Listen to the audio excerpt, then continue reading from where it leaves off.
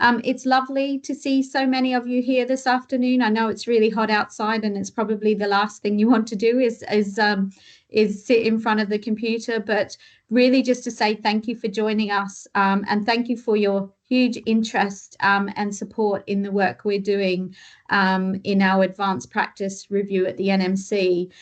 We were due to have Kay Fawcett join us this afternoon, who's the chair of our independent steering group. Unfortunately, she's unwell, so you're stuck with the double act that you've probably seen before on webinars, which is myself, Paula. So I am the senior advisor for advanced practice, so I'm leading the review of advanced practice on behalf of the NMC. And I'm joined by my colleague Aditi Chaudhry Gandhi, who is the head of standards, and Aditi will be joining me a little bit later on in the presentation, as well as fielding your questions as they come in. So just a bit of housekeeping. Due to the numbers of people that we're expecting, everyone except us are automatically muted. We won't be using the raise your hand feature. So if you do raise your hand, it will automatically go down. But please do use the Q&A function for any questions and comments. And as I say, we've got some time at the end. We've got about an hour in total. So we've got some time at the end to answer some of your questions. We'll try to answer as many questions as we can, but it might not be possible. So what we will do is we'll do an FAQ, or frequently asked questions, and pop that on our website afterwards as well. We are recording the session and uploading it to the Advanced Practice website. So for any colleagues who might like to listen in to the webinar, they can do so via the website. If you've got any issues, you can switch on live captions for accessibility. And if you've got any further questions or comments, you can email them to us at the Advanced Practice email address, which is shown on the screen there. So today is really talking about the launch of the principles for advanced practice, which were launched last week on the 10th of June. And this is really a discussion of those principles and what they mean, and how they can support you in preparing for additional regulation as we continue to develop the rest of the work that comes with that. So we're going to spend a little bit of time talking about why this work matters. We're going to think about and talk about the principles and how they were developed and our approach, the purpose, obviously, of the principles and the structure. We've got two definitions of advanced practice. One is a public definition developed by our public advisory group, and the other a professional definition. So we'll share those with you. And that should say what this means for individuals, not for employer organisations, because this is our webinar for individual practitioners. And then we'll think a little bit about how to implement the principles. So some of the key questions that you should be asking yourselves as practitioners and as professionals.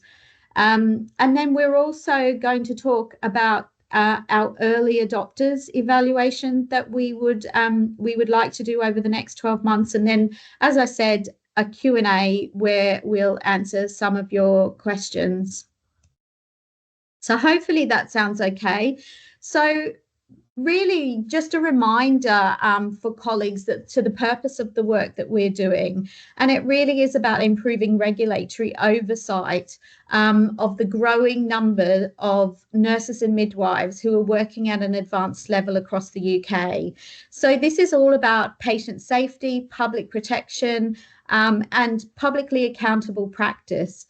So the purpose of the additional regulation that we are developing at the moment is about establishing a robust and multi-phase, because it's complex, regulatory framework for advanced practice. And again, as I said, that it enhances public protection. We identified in our earlier work the risk to public protection. It's about promoting consistency and building clarity, but also building confidence in advanced practice professionals who work in a variety of different roles across the UK. And again, identified in some of our earlier research, our early work, this is about integrity of the register. So we currently don't know which of our registrants are practicing at an advanced practice level, and we and members of the public are not able to identify them easily on our register. There are inconsistent standards, so there's a significant variation in how advanced practice is defined, implemented, and governed across the 4 nations of the UK and across the various sectors and settings as well, to some extent. So there is a public protection risk, and we presented this evidence to our council in March last year. And this was based on the independent research that was undertaken by the Nuffield Trust, and then our internal analysis throughout 2023 and 24, which identified key latent risks to public safety, public protection due to the absence of that standardized regulation of advanced practice roles. What we also identified that there was no single solution, and council agreed with that there were multiple regulatory tools that would be needed to address all of the risks that were identified. Hence that multi-phased, multi-pronged approach and strategy. So I am going to hand over to Aditi now for a little while, and I'll join in the conversation again in a little while. Thanks, Aditi. Thank you so much, Paula. So as Paula very helpfully provided the context to this piece of work, this is very much a multifaceted problem that we are trying to address. We, as the Nursing and Midwifery Council, are the professional regulator for nurses and midwives, but we recognize that advanced practice is very much a multidisciplinary space, and there are actually lots of players that can influence and impact on the nature of advanced practice and the public safety and patient safety point of it. So as a result of that, we decided that when we approach this problem of providing additional regulation for advanced practice, we decided that we would have an approach that is multi-pronged, as Paula said. So there are a number of parts to this puzzle, as you can see on the screen. And part 1 really is the principles for advanced practice, which were launched last week. So this is just the beginning of a series of things that we will be doing over the course of several years. And it's only after we have fully delivered all of these different components that we can say that we have delivered on our commitment to providing additional regulation of advanced level practice for the professionals on our register. So after the principles, along with that, actually, I would say the work that we have been continuing since the past year has been to consider, quite importantly, what the transitional process is likely to be for those professionals who are already practicing as advanced level practitioners. Now, we recognize that there have been different kinds of pathways and entry points for people to become advanced practitioners, and therefore we need to develop something that is proportionate, that is inclusive, and that recognizes the diversity of our register, of the sectors and the roles that people work in. Also, the fact that some people may have had a qualification that is endorsed by or provided by another organization. They might have had digital badges, for example. Some might have a more experiential pathway. So depending on where you are, in which part of the UK, you might have had a slightly different entry and experience into the world of advanced level practice. So we are very minded of that. And as we speak, we are gathering our evidence in order to develop this proportionate transitional approach. And that will continue all the way through to the end point. The other bit that we are quite importantly focusing on as an organization and as a regulator, and that is the code and revalidation review. So a lot of you will recognize that the code is at least 10 years old now. So what that means, of course, is that we've got to make sure that the code is up to date and it reflects contemporary practice. But within that, we want to make sure that we have given due consideration for what it means for advanced level practitioners. So are there any bits, for example, that we might want to introduce by way of supporting advanced level practitioners? And that could be in the form of templates, in the form of targeted information that is directed towards these people who are working as APs. And that is part of the code and revalidation review. And we are considering that. And last but not the least, we'll be developing standards of proficiency. Now, that piece of work will begin only after we have concluded our code and revalidation review. But we hope that when we look at our standards of proficiency, we are going to be very much aware of the fact that we've got two professions. So it's not just nursing, it's also midwifery, and advanced practice looks quite different across both professions. But at the same time, we know that there are some areas of commonality. So we are going to try and make sure we do justice to both professions, but at the same time, also draw upon what is common. Alongside that, we will be developing education standards or program standards for those providers that help with the training and education of entry-level requirements for those who become advanced level practitioners, bearing in mind that the education providers may not always be your conventional HEIs or universities. So we are minded of all of these different component parts, and only after we have developed and delivered on all of these can we say that we have fully delivered on our commitment to advanced level practice and its regulation. So, as I mentioned, the first part to this is are these principles, and I do hope that you can immerse yourself in these principles and spend some time looking at them. They are on our website along with all of the material and all of the evidence work that we have done in the lead up to the publication of these principles. So do make them your own, spend some time with them, use them as part of your reflection, use them to have conversations with your counterparts from other professions. Because one thing I will stress is the fact that although these are aimed at nurses and midwives that are working at advanced level practice, the intent and the ambition behind them is very much about multidisciplinary practice. So that is something that we have tried to do. And in terms of what the intent behind it or what they tried to do, these principles really are addressed at three main groups. So, of course, at the heart of everything that we do is public protection and patient safety. So, first and foremost, the problem that we are trying to address is that of providing public assurance. So, we need to have and provide that confidence to members of the public on the care that they can receive, on the services that they can receive from someone who calls themselves an advanced level practitioner. So as with that intent in mind, we have developed a public definition, and that has been co-produced with members of the public. And alongside that, we also wanted to make sure that these principles are actually important for professionals themselves, so those who are working in this space, so that they can understand what would be some of the expectations when they go on to become advanced level practitioners.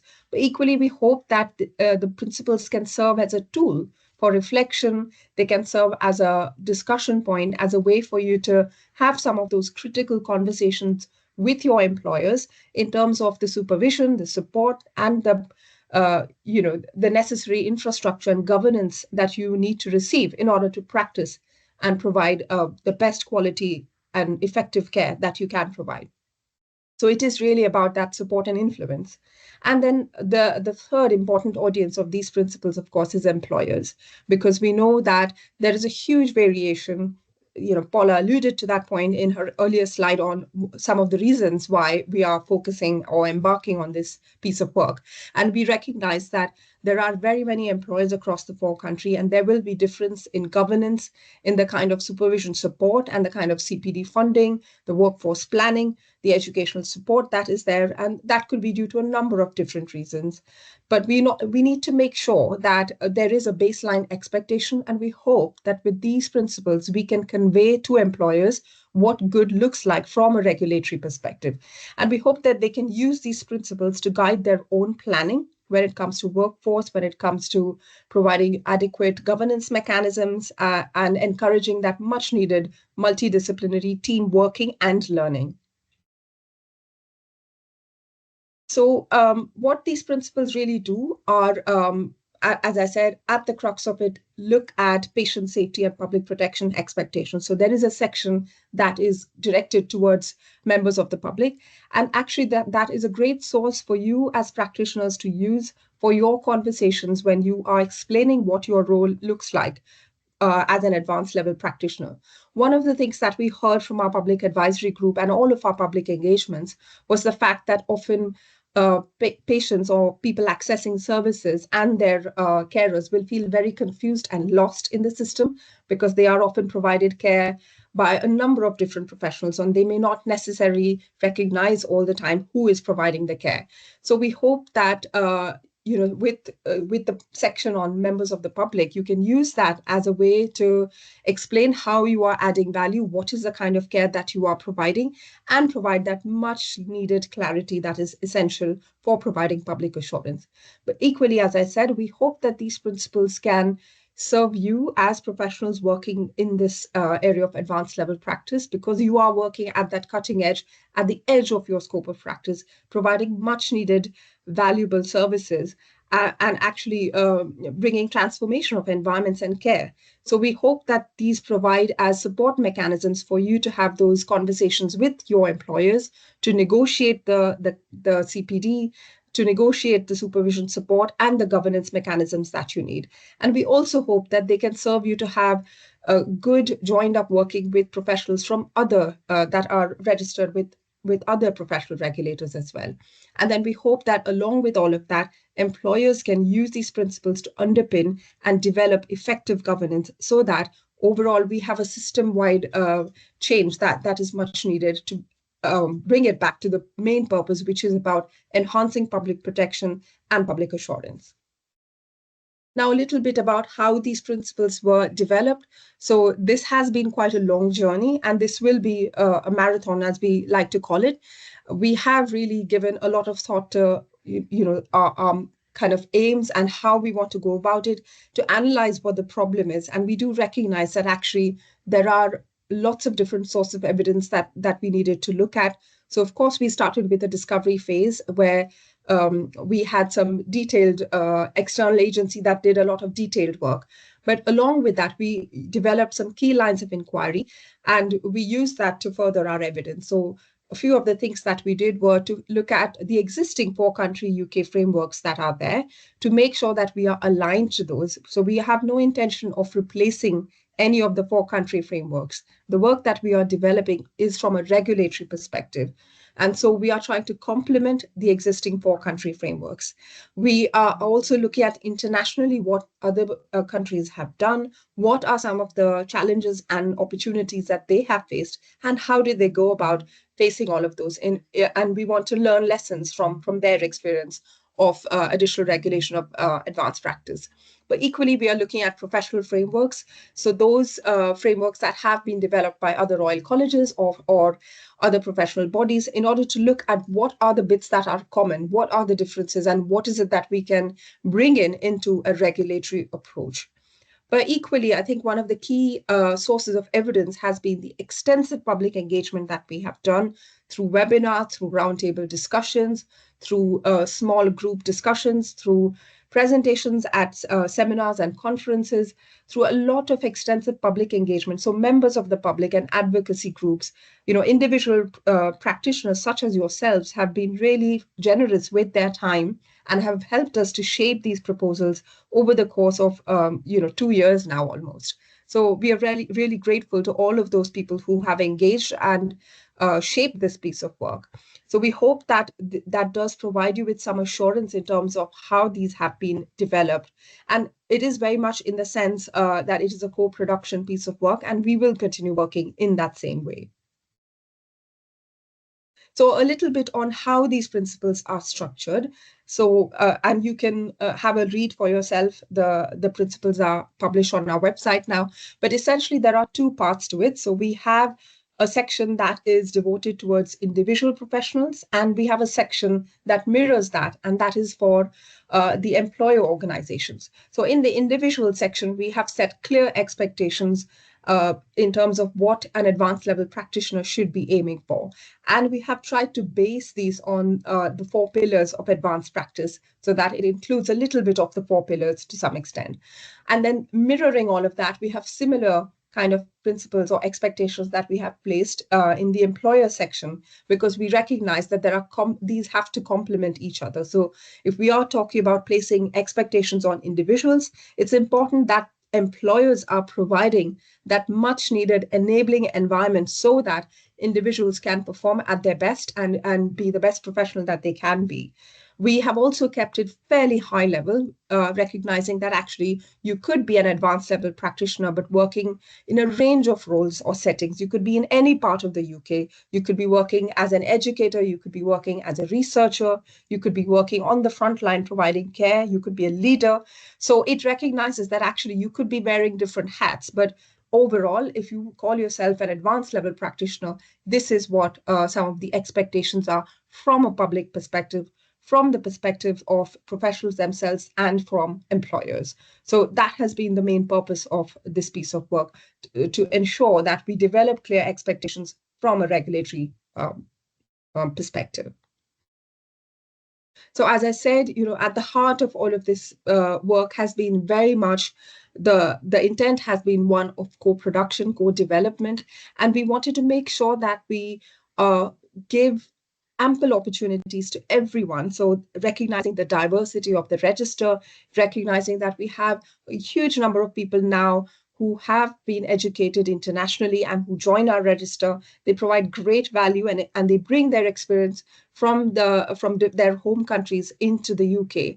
And so we need to recognize that actually there's a lot of value that all of these different voices bring, and we are stronger and better as a result of that diversity. So we wanted to make sure that our engagement reflects that. So we used the expertise and experience that people very gratefully offered to us. And we have tried to share all of these challenges, all of our milestones along this journey. So you'll see that all of that is on our website, actually. So we do spend some time on our website where you can have a look at some of the research work as well that we have done. Also, a lot of the engagement that we have done, it is all there for you to read. So it is, hopefully you'll recognize that this has been very much a co-production and something that we have developed with our stakeholders rather than something that we have prepared in isolation. So I will pause now, and we have something for you. We recognize that a lot of you may have already been engaging with us over the past year or two. So we would like to know from you, those of you who have managed to engage with us, how would you describe our approach to engagement? So any feedback we would really be welcoming, because that will help us actually to plan our future engagement, our future approach to how we continue to engage with yourselves. So if you could put in your responses in there in just a couple of words in terms of how you would describe our engagement approach has been.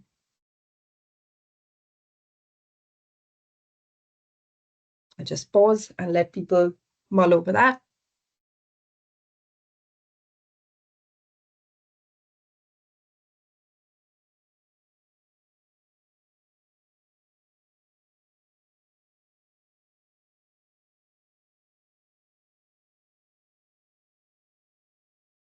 Some of you have found it intermittent. Some of you have not had experience, which is all fair. It's good that you now have come along for this one, actually, and we hope that you will continue engaging with us. I can see that quite a few of you think that it has been inclusive.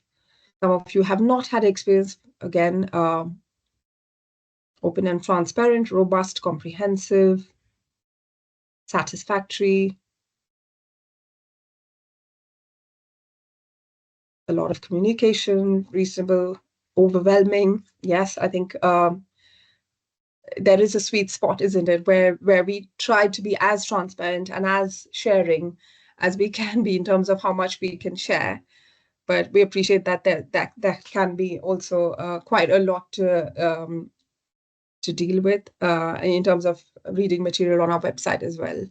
But I think it's a great source of reflection, because some of the research work, particularly, for example, the work that Florence Nightingale Foundation did for us last year has been absolutely amazing in terms of looking at the experience of internationally educated professionals and their journey into advanced practice, what their barriers and enablers have been, and their overall experience. So that has been very, very interesting and important for us as a regulator and as an organization.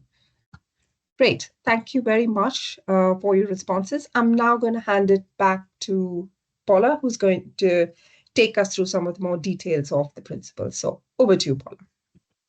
Great, thanks, Aditi. And yeah, some really positive responses in there. And Aditi's right, there is a sweet spot, isn't there? There is a balance of too much and just enough. So I'm going to move us on. I mentioned at the beginning that we have two definitions within the principles. One is our professional definition and one is our public definition.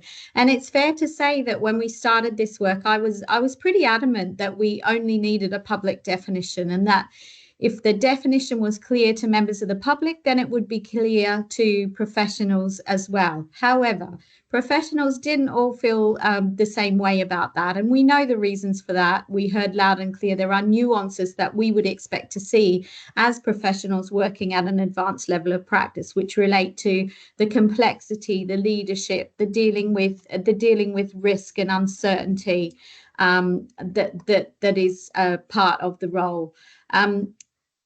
We do hope, though, that the public definition feels very much like something you would use to explain your role to people that you engage with. And that's the feedback that we've had. So this definition was developed by our public advisory group. And that journey started really because we shared a professional definition with them, and they kind of laughed at Aditi and I and said we haven't got a clue what you're talking about. So we said, come up with your own definition and we'll test it out with you. So that's where we've got to. So both professional and public groups have developed these definitions, and they sit side by side in that final version of the principles. So just another poll about the definition and just getting your sense of whether you would feel comfortable using that public definition in the conversation, as I said, with people who use services. So I'm going to just give them a couple of minutes for colleagues to respond to that. Whilst you're doing that, I also just wanted to say our apologies to lots of colleagues who've had issues in joining the call. I know that some of you will have missed the start of the session. We are recording and we'll be uploading it and sharing it by email with colleagues following the webinar as quickly as we can.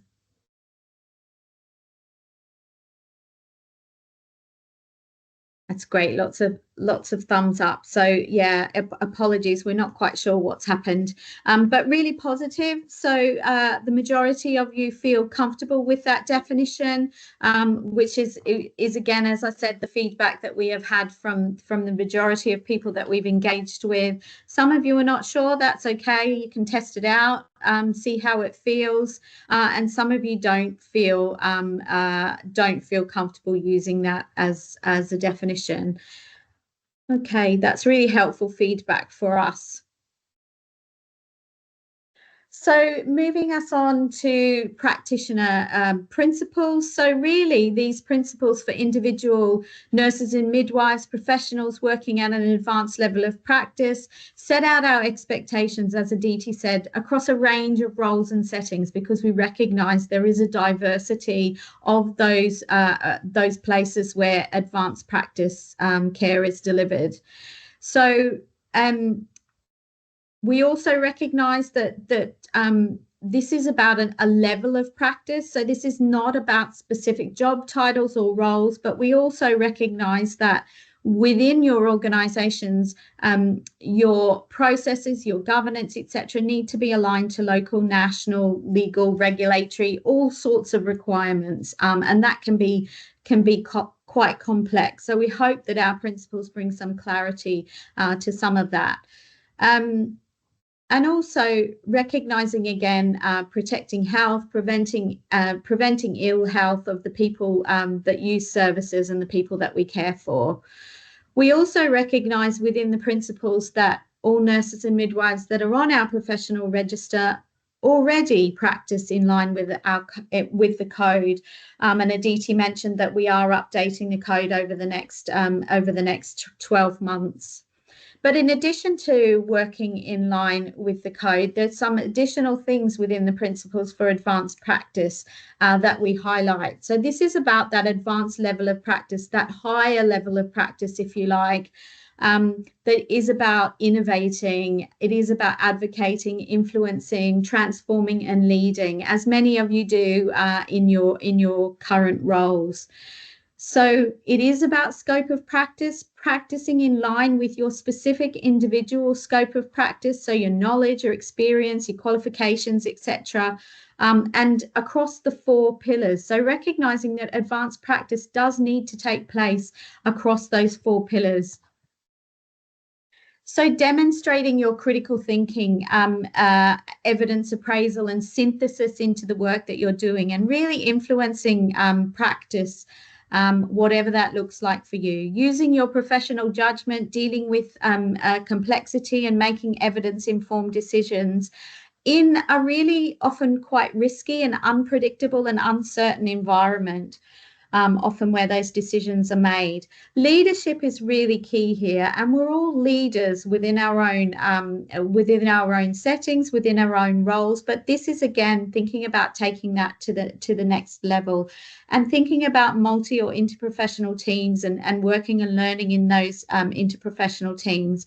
Of course, we had to include something about being reflective and reflexive, continually developing your practice and the practice of those that you're working with. So supporting sustainable practice and leading change and transformation within your organizations. So advocating, again, as I said, is really important in any leadership role, but continuous learning and improvement, professional development, being a role model, leading those interprofessional conversations, learning and working, thinking about safety and quality, continuous improvement and sustainability, but also thinking about things like environmental impacts, economic growth, sustainable approaches comes through quite loud and clear in our principles. And this is about professional curiosity. And we've had a number of conversations this week actually around professional curiosity and what that means and how important it is in the work that we do across health and social care, but also thinking about speaking up and raising concerns where that is appropriate as well. So how can the principles prepare you or help you to prepare for additional regulation? So this is an opportunity to look at your current practice, look at your current role, your scope of practice, your experience, your training, your qualifications. Think about what you're doing well, identify areas of good practice, but also thinking about areas where you might need to develop in order to be able to meet those principles. And as we've said, this is really about preparing for additional regulation. So preparing for those standards of proficiency when they are developed and when they are approved by council and implemented. So thinking about your organizations as well, the structure and governance that's in place to support you in your advanced practice roles and supporting you to have conversations with your employers, with your senior leaders within your organization about what you need in terms of support for you to flourish in your advanced practice roles. You also need to start thinking about, if you're not already, and many of you are, demonstrating impact and value in your role. So this is about, we know that the workforce, the advanced practice workforce is going to grow across the 4 countries. We need to be able to demonstrate there is value to this role in order to ensure that it continues across the sector. And thinking about, I think I've already mentioned this, but supporting you to have conversations about your needs. And we heard that loud and clear throughout phase 1 that standardization, standards, principles will help individuals to be able to express to their employers what's needed to support them in these roles. So taking that a little bit further, thinking about some specific questions that you should be considering as individual advanced level nurses and midwives and practitioners. Are you currently working in alignment with those principles? What might you need to change or develop if you're not quite in line with those principles? Have you got a clearly defined scope of practice which is relevant and specific to your knowledge, skills and qualifications and your role?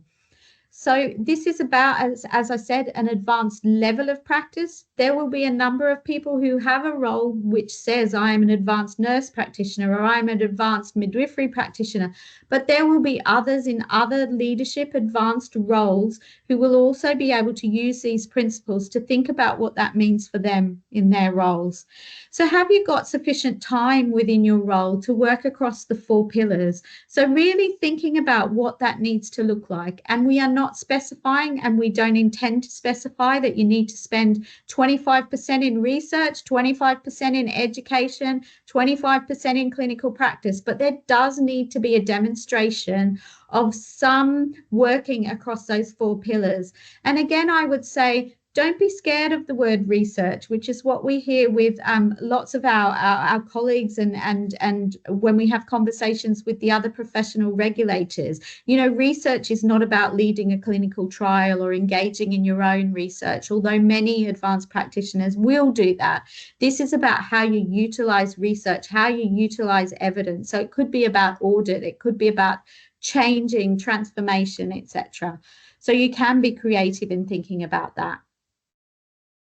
So thinking about your leadership role within your organization and how you provide that strong and effective leadership across professional and organizational boundaries, and thinking about your work around innovation and leading quality improvement, so that you're improving not only direct care of people who you engage with, who you care for, but also thinking about the wider systems as well. So a few more questions. Thinking about the support from your organisation. Have you got an opportunity for regular clinical or professional supervision? Do you have regular appraisals? Do you feed that appraisal approach into your revalidation? And do you have an opportunity to reflect on your practice, so individually, but also with peers and with colleagues? And do you have equitable access to professional development, so that you're not only competent and capable when you complete an initial program of study, but that you remain competent and capable throughout your careers? And do you support other professionals, as you should be, to train as advanced level practitioners? So, and I mentioned before, it's really important that we're able to demonstrate impact of the role within the organizations and share that impact more widely. And again, it's a multi-professional and interprofessional landscape that we are working in, and that includes advanced practice. We've developed these principles, as Aditi says, to reflect that interprofessional, that multi-professional learning and working, and I hope that you feel that they do support that. So I hope those questions are helpful to think about your own practice, how you can prepare, how you can align with those principles, and that they're helpful and reflect what advanced practice should look like. So just another word cloud to start us off again. So what word would you use to describe how the principles align to your own practice? So just a single word if you can, because it makes the word cloud a bit more meaningful.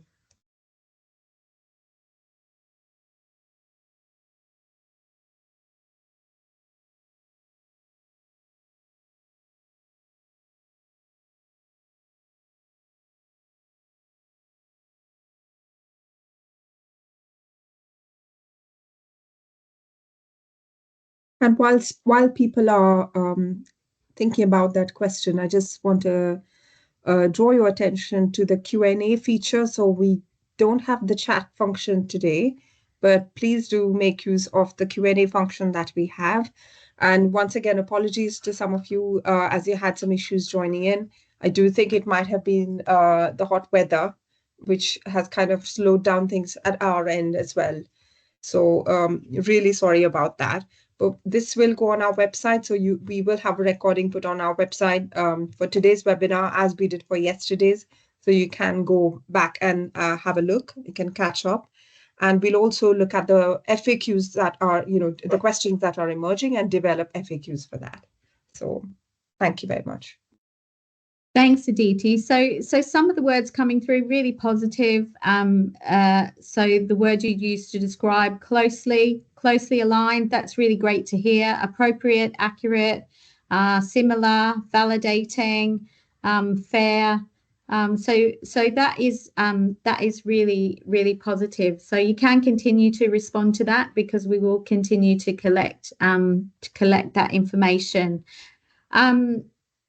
The second part of this question and hearing from you is, do you feel that the principals will support you to ensure that you're prepared for additional regulation when it comes? This is an easy one. This is just a yes or no, or an unsure. So Fab, I can see lots of you feel that they will support you. Nobody's saying no, which is always really, really positive. Some of you are a little bit unsure, and I mean, do have a look at the principles, do sit with them for a little while. They've just been published, we know that, but many of you will be, able to kind of sit and see how they feel, and hopefully you will feel that they are supportive. So thank you for that. So yeah, 61% are saying they do feel that the principals will support them to prepare for additional regulation, and 38% remaining still a little bit unsure. So we'd really like your support. We'd like your support in socializing and encouraging use of the principles within your organizations and networks. So have some conversations with your colleagues. When you're in your regular meetings, have conversations with your organizations. Wherever you're working, it's really important that people are aware additional regulation is coming. That decision has been made by council. So discussing the principles and socializing them is where we need to go with this. And think about your own practice, as I said, and what steps you need to take to align with the principles. Get your portfolios together if you haven't already done so, and collate your evidence, if you like, around your role and your level of practice. The other thing, whilst we would like every organization to adopt the principles and to align their practice and their organization with the principles, what we'd really like to do is work with a small number of organizations who will become early adopters for the principles. So this is not about a pilot. This is about testing out how these principles are being embedded within practice, but providing feedback to us over the next 12 months. I call it the good, the bad, and the ugly, but what's working well, what's not working so well, what do you wish you'd known at the beginning, how difficult is it to embed those 4 pillars, etc., etc. We will bring this group together as a network, as a community of practice, to share and support each other with some of those challenges. As I say, over the next 12 months, we don't want this to be onerous. We want to be able to do all the work, and you just come along and have a chat with us and tell us how it's working. This will help us to demonstrate the impact of the principles across a variety of settings across the 4 countries of the UK, and also provide some additional evidence for us as we progress the remainder of the review. But importantly, will help you lead the way and shape and influence and encourage others to engage with and embed the principles. At the end of all this, we'll evaluate all of this feedback and publish a report. So I'm just about to finish up, really, but thinking about what the future looks like. So when we get to additional regulation, so all the pieces of the puzzle that Aditi talked about earlier, when we have those standards of proficiency, those associated education program standards, when everyone who should has been able to transition into our new approaches, and all of that work is being embedded and implemented.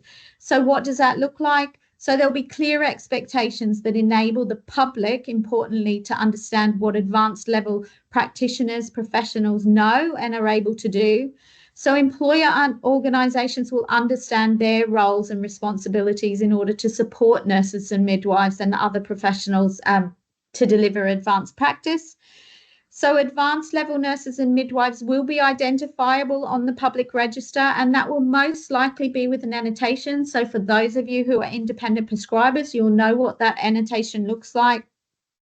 And education institutions will need to meet our standards for advanced practice, and they'll need to be approved through our quality assurance processes to run those programs and to engage with our quality assurance framework, which means they'll need to provide ongoing assurance that they continue to meet those standards. So a few other things. So the NMC will be in a better position to be able to consider some of the themes and trends that are emerging from fitness to practice data and outcomes. So we don't currently have access to that kind of data in quite the way that we would like to, although we're beginning to see some of that data come through now. And thinking about what we need to do as a professional regulator to mitigate those risks. So advanced level practice will be explicit in the code and revalidation processes. So Aditi mentioned that part as well. So the current review of revalidation and the code that's happening this year, we'd encourage you to get involved and engaged in that. It is likely that advanced level practitioners will have to provide additional information about their scope of practice and their role within that revalidation process. And advanced level nurses and midwives will need to demonstrate that they meet our standards. That'll be in one of two ways. So it'll either be through our transition process, demonstrating that you meet those standards of proficiency, or in the future, you will have successfully completed an approved program of study. And all of this, our primary function is about public protection. So this is about enhanced patient safety and public protection for those who are being cared for by advanced level nurses and midwives. So this is a timeline for the remainder of the review. We've obviously launched the principles that says 3rd of June. It was the 10th of June. Apologies for that. As with all these things, there's often a slight delay in actual publication date. I promise it's the 10th of June. Over the next 12 months, as I said, we'll be reviewing and modernising the code and our revalidation processes. In the spring of 2027, we'll start to develop our standards for advanced practice. So our standards of proficiency and our associated education programs. That's a big piece of work that involves a public consultation. You can get involved in engaging with us around that as well. So for those of you who are not already signed up to our community of interest, you can do that on our website. And also the trickiest, or I think it's the trickiest piece of the puzzle, is developing that transitional approach. So we'll continue to do that throughout.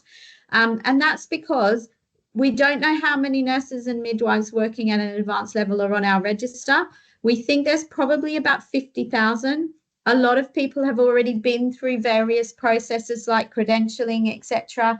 So we need to be mindful of that. We also need to make sure if there are 50,000 professionals wanting to transition, that we've got a system that is able, a robust system to be able to manage that. So it is a complex piece of work. There are a number of key considerations, and that's not least the multi-professional learning and working aspects that we've talked about. And alongside that, we have two different professional groups that this work relates to, which is nursing and midwifery. We already know that nurses are much further along on the journey to advanced practice than midwifery colleagues. So being mindful of that. There are 4 country frameworks in place for advanced practice. We know that the advanced practice workforce is going to develop and grow. And also managing expectations. We haven't got this work developed. It's really important to us that we co-produce whatever the products of this are, so our standards. So you do need to engage with us and work alongside us. So really thank you for your time. We've got about 10 minutes, I think, for some questions, and I think Aditi has been fielding some of your questions, and once again, just apologies for the technical hitches. Thank you, Paula. I think people have been engaging, despite the technical issues that some of them may have faced. So thank you very much, colleagues. We have a question interestingly on revalidation. And, we have mentioned that we are considering AP as part of the code and revalidation reviews. And would you advise that people do anything differently in terms of their revalidation portfolios, given that we might consider? That is the question. So I can start off to respond, and then you can fill in, Paula, on that, given my involvement in that project. What I will say is that we have just begun this piece of work on the code review. Revalidation, we are, building on some of the evidence that we have gathered over the past 9 years. So we have got quite a lot of information and data that we can draw upon. But having said that, any changes that we might want to bring in will be more in the refinement space. And one of the drivers for that refinement also happens to be that we now have got updated education standards. So before we commenced this piece of work on advanced practice, we reviewed our post-registration, pre-registration education standards and proficiencies. So we have got all of those updated proficiency documents, and we're trying to think about how best we can bring those into or provide prompts for people to use all of those as tools for reflection. So what I would say is that at this point, you may not need to do anything differently just yet. Just watch this space, do engage with us, be involved, help us shape these proposals. But, one of the things you could do, for example, is engage with these principles and use these as part of your reflection and other things.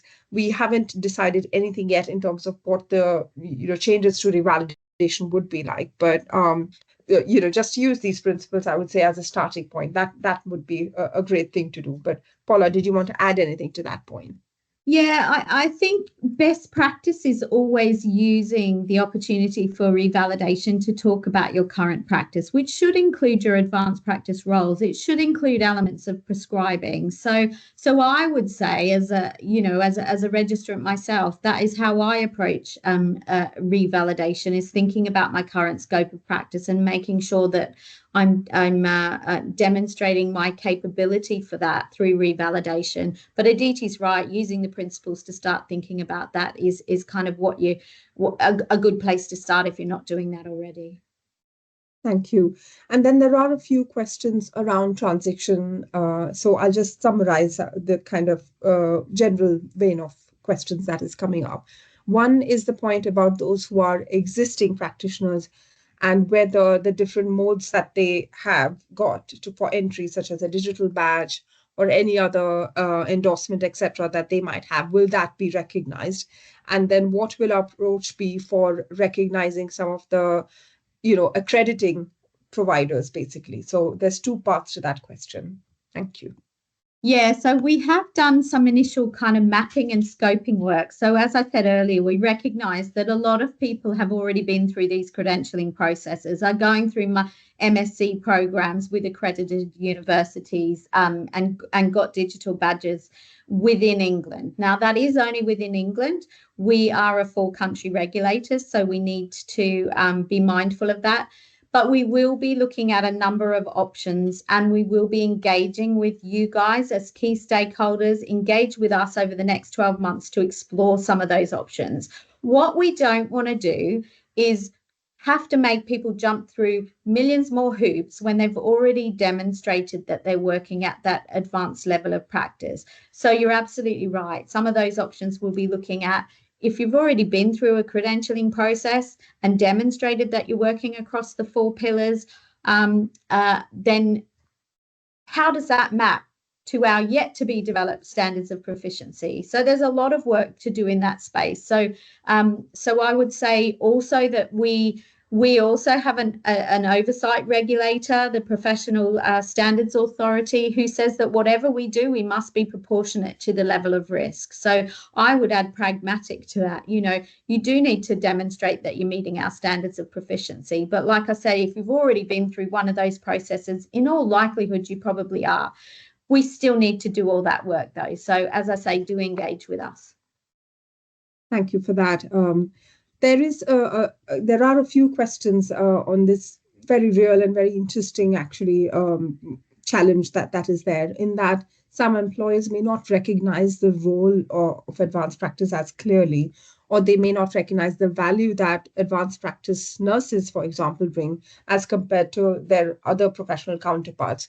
So what can realistically individuals do in that regard? Or, how can they have that negotiating or bargaining power for employers to recognize their contribution and the value that they bring? Yeah, so we recognize that it isn't necessarily about a role, it is about an advanced level. So some of the things that you can start to do, and it depends where you work, but there are workforce leads across all of the 4 countries that you can start to have conversations with. Within those workforce teams and leads, there will be advanced practice leads as well. So getting their support in terms of workforce is really helpful because they are often the experts in the space of how to bring that to life and make that a reality for colleagues in their working life. Yes, thank you. And just to add to that point, I think the other thing that we are doing in order to support all of this in our capacity as the 4 country regulator, we recognize that we have a potential role to play in terms of having those conversations with other regulators. So actually, we have a joint regulatory group where a lot of these principles and a lot of the work that we are doing has been taken and developed with their ideas and using them as a sounding board. But equally, we are working with other employers as well, 4 country employers. So yesterday's webinar was specifically for employers with the view that we can get them to adopt these principles and use them in order to develop advanced practice for all the professionals, that they employ really. So I think it is a little bit of our support and influence as well that we can use. But equally, again, coming back to the principles, we hope that these are actually mechanisms for you to have some of those conversations, to give you the tools for having those negotiation and bargaining with your employers, to provide the support and governance and all of that is much needed for your professional development. And just to kind of re-emphasize that we know some people have had technical issues, so we will be putting the recording online.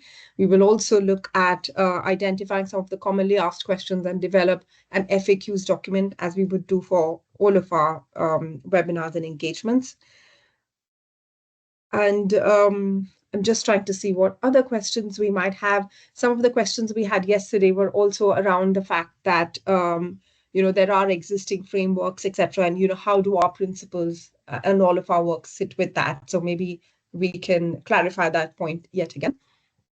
Yeah, so as Aditi said at the beginning, the principles were not developed to replace any of the 4 country frameworks. They really were designed to complement and be in alignment with those frameworks. And we worked really closely. We had 4 country nursing and midwifery advisors. We had working groups in each country of the UK who worked with us to make sure that absolutely that was the case. So we're fairly confident, I would say, that they are complementary and they do align to those 4 country frameworks. Yes, thank you. There's 2 questions that hopefully we can take. One is around midwifery and the fact that, and we are quite cognizant, I'll say, that about the different developments of advanced practice across the 2 professions. So as a regulator, we're fully aware and appreciate those different journeys. But I think it's the question is asking about specialist midwives and some of those roles that are there, and how are those considered as advanced practitioners? How would we which category would we place them in, and how does that sit with all of our work on advanced practice? Because you have specialist mental health midwives, bereavement midwives, etc. So those are specialist roles. What happens to those, and how are they classed as? Yeah, so the crux of this is really about the standards of proficiency. And as I said earlier, it's about that advanced level of practice, and that advanced level will mean demonstrating that you meet those standards of proficiency. So we have clinical nurse specialists, we know we have specialist midwives, we know we have consultant nurses and midwives, and we know we have a variety of different roles which have advanced nurse or advanced in their titles. So this is about those standards of proficiency, getting those right so that they do demonstrate that higher level practice and care that's being delivered by nurses and midwives. So this is an inclusive process because it is about the level. It's not about a job title or a role. So I hope that helps. Thank you. And another interesting question, going back to the point about impact and how APs or individual practitioners can demonstrate the value that they bring. So someone's asked if there are any, realistically, it's quite difficult to measure impact, particularly when you are working in a multidisciplinary team. Can we, are there any valid impact measurement tools, for example, that we know of? Yeah, so I think it's about within your organization, again, thinking about audit, thinking about quality improvement, thinking about outcomes of your, the work that you're doing and being able to demonstrate that. So it isn't just about, it isn't just about money, it isn't just about numbers, it's about the qualitative stuff as well that can be used to demonstrate your impact and value. And we're great at kind of bringing this stuff in and doing this work, but actually it's really important that we can demonstrate impact. And in fact, and I think we probably are running out of time, Aditi, but I had a conversation with a community trust last evening, actually, a social enterprise, and the way that they are going about demonstrating their impact and value was far ahead of anything that I've kind of seen in that space. So we're hoping to get them to come along and talk about some of the work that they're doing at some point as well. Thank you. Absolutely. And we will use some of the early adopters to kind of share some of that work, as you said, and generate further discussions and knowledge sharing in this area. Apologies, we have gone 3 minutes overboard, but we thought that we should provide everyone the opportunity to engage with this. We have one final poll before we close off, and that should appear on your screen shortly. It's a feedback for today's session, so do let us know if you found this useful today.